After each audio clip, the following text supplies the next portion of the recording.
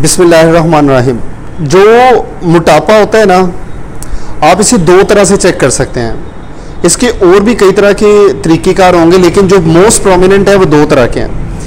एक जो तरीक़ेकार है उसे आप कहते हैं बॉडी मास इंडेक्स, और जो दूसरा तरीक़ेकार है उसे आप कहते हैं वेस्ट। ये वेस्ट है जहाँ पे पैंट बांधते हैं, वेस्ट टू हिप रेशो।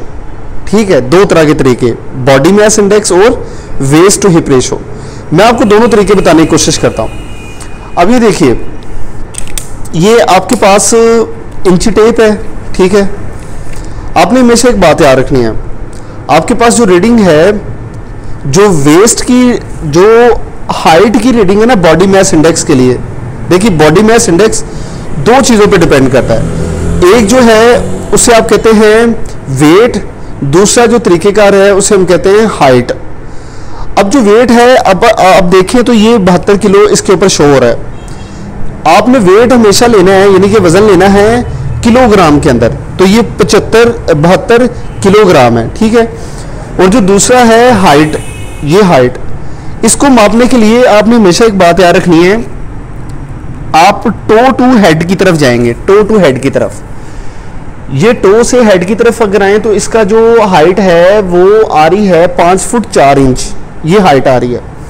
अब ये जो 5 फुट 4 इंच है ना, आप इसको 5 और 4 में भी, यानी कि 5 फुट 4 में भी कैलकुलेट कर सकते हैं, लेकिन उसके लिए आपको ऐप चाहिए। ऐप की जो आप कह लीजिए कि डिस्क्रिप्शन है या उसका जो लिंक है वो मैंने अंदर डिस्क्रिप्शन में दिया हुआ है।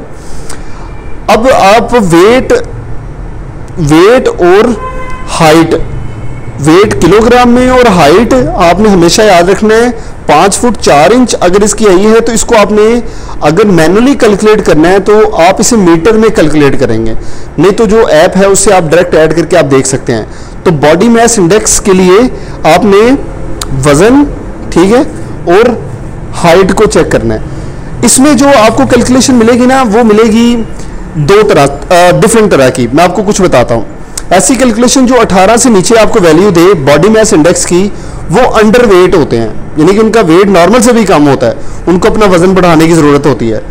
दूसरी अगर आपको वैल्यू मिले जो कि फॉल करती है 18 से लेके 25 तक, तो ये वैल्यू है जिन्हें हम नॉर्मल कहते हैं।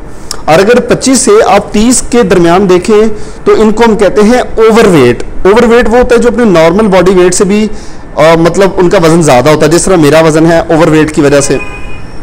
और जो चौथी वैल्यू होती है उसे आप कहते हैं ओबेज। ओबेज वो होते हैं जो मोटे होते हैं, उनकी जो बॉडी मास इंडेक्स की वैल्यू है वो 30 से ऊपर आती है, ठीक है। वो आप जब वजन को इसकी हाइट के साथ तकसीम करेंगे आपको पता चल जाएगा कि कितनी आती है। वही मैंने आपको पहले बात बताई, दोबारा रिपीट करता हूँ। वजन आपने किलोग्राम में लेना है, और अगर आपने हाइट फुट और इंच में लेनी है तो जो नीचे ऐप है उससे आप कैलकुलेट कर सकते हैं, जो डिस्क्रिप्शन में लिंक है।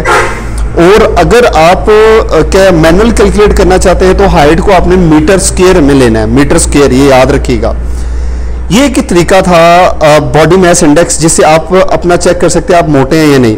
जो दूसरा तरीकेकार है ना वो ये है, ये देखिए, ये वेस्ट है, जहाँ पे पैंट बांधते हैं, वेस्ट टू हिप रेशो, यहाँ से लेके यहाँ तक। अब ये क्यों कहा गया? ये इस वजह से कहा गया क्योंकि जो फैट होती है ना, देखिए आप कभी भी प्रोटीन को एज आ ओबेज नहीं कहते, कार्बोहाइड्रेट को एज आ ओबेज नहीं कहते, क्योंकि इनका जो एक कन्वर्जन है, जो इनका एक समझे कि मरकब है, वो ये है फैट एक्यूमुलेशन, यानी कि फैट आपकी बॉडी के अंदर कितनी इकट्ठी हुई है। और वजह भी इसकी बिहाइंड है, वो ये जो फैट होती है उसके अंदर सबसे ज़्यादा एनर्जी स्टोरेज पावर होती है। जब आपको किसी भी इमरजेंसी कंडीशन में या फास्टिंग स्टेज पे कुछ भी आपकी बॉडी से रिक्वायर्ड होता है, वो हाई एनर्जी कैलोरीज चाहिए होती हैं, वो हमेशा फैट दे सकता है। इस वजह से आपकी बॉडी के अंदर फैट के इकट्ठे होने को मोटापा कहते हैं। तो फैट आपकी बॉडी में कहाँ कहाँ पे इकट्ठा होता है? पेट से लेके हिप तक, या पेट से लेके नीचे पाँव तक, ठीक है।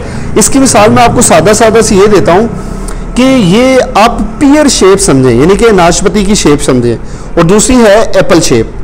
अगर आप पियर शेप एप्पल शेप समझेंगे ना तो मोटापा, इसका मतलब है ये गुलाई में देखें एक खास गुलाई है, तो ये गुलाई आप ये समझें पेट की गुलाई है, ये पेट की गुलाई, यहाँ पे फैट इकट्ठी होगी ना, तो इसे आप एप्पल शेप कहते हैं, ठीक है। और अगर फैट आपकी देखिए ऊपर से नॉर्मल है, ये बिल्कुल नॉर्मल है, नीचे से पूरा ये डायलेट है यानी कि मोटा है, तो इसका मतलब ये हिस्सा आपका नॉर्मल हो गया और यहाँ से लेके पाँव तक जो है ये क्या हो गया, चर्बी इकट्ठी, इसे कहते हैं पियर शेप, ठीक है।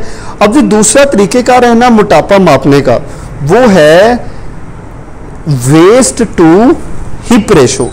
इसको भी जानने का तरीका है, वो भी मैं आपको बताता हूं। देखिए वेस्ट जब भी आप कैलकुलेट करेंगे, वेस्ट को आप ये देखिए, इसकी वेस्ट आई है 92 सेंटीमीटर। देखिए फिर मैं आपको यूनिट बताता हूं, सेंटीमीटर, ये याद रखिएगा आपने हमेशा इसमें इसकी वैल्यू कैलकुलेट करनी है। ये वेस्ट इसकी कितनी आई है 92, और आप नीचे इसकी हिप की साइड से देखेंगे तो ये है इसकी 98, यानी कि अब आप दो वैल्यू को डिवाइड करेंगे, 92 को और 98 को। जब आप 92 और 98 डिवाइड करेंगे तो 0.9 की सी कंडीशन आएगी आपके पास। और ऐसे हजरात यानी कि मेल हजरात की बात कर रहा हूं, ऐसे मेल हजरात जिनकी वैल्यू 0.9 से कम होती है, 0.9 से कम होती है, वो अपने इस वेस्ट टू हिप रेशो के हिसाब से नॉर्मल होते हैं। कुछ ना कुछ फैट होगी, वो भी रिड्यूस करने का मतलब कि सोचना चाहिए, लेकिन अगर फीमेल हैं उनकी जो वैल्यू होती है वो 0.8 से नीचे होती है, यानी कि उनकी वेस्ट टू हिप रेशो 0.8 से नीचे, ये याद रखिएगा। लेकिन अगर किसी की वैल्यू इससे भी कम आती है, 0.8 से नीचे आती है और फीमेल हो, वो अंडरवेट है, ये याद रखिएगा। और ऐसे मेल जिनकी वैल्यू 0.9 से बहुत नीचे आती है, वो भी अंडरवेट हो सकते हैं। लेकिन इसको आपने नॉर्मल समझना, 0.9 से नीचे और 0.8 से ऊपर जो मेल हजरात है, मर्द हजरात है, वो नॉर्मल है। फैट अगर कुछ ना कुछ है वो कम हो सकती है, और जो फीमेल है वो 0.8 से नीचे नॉर्मल है, लेकिन ज़्यादा कम नहीं होना चाहिए, वो अंडरवेट हो जाएगा, ठीक है। ये दो तरह के तरीके जो मैं आपको बताए, और बस मेरे ख्याल से आप इन दोनों को ज़रा समझ लेना तो आसानी सी बात है। एक था बॉडी मास इंडेक्स और दूसरा है वेस्ट टू हिप रेशो। इन दो से आप कैलकुलेट करके आप देख सकते हैं आप ओवरवेट हैं, नॉर्मल हैं, ओबेज हैं या अंडरवेट हैं। तो ये थी सबसे मतलब कि डिटेल वीडियो जो कि आज मैं आपको बता रहा था। इंशाल्लाह इससे आगे मैं आपको ये भी बताऊंगा प्लेट के अंदर कितने कैलोरीज रख के आप डेली कंज्यूम कर सकते हैं। मैं आपको डिफरेंट फूड के ऊपर भी बात करके बताऊंगा, लेकिन मुझे उम्मीद है आपको इसकी समझ लगी होगी और आप इसे कैलकुलेट करने की कोशिश करेंगे।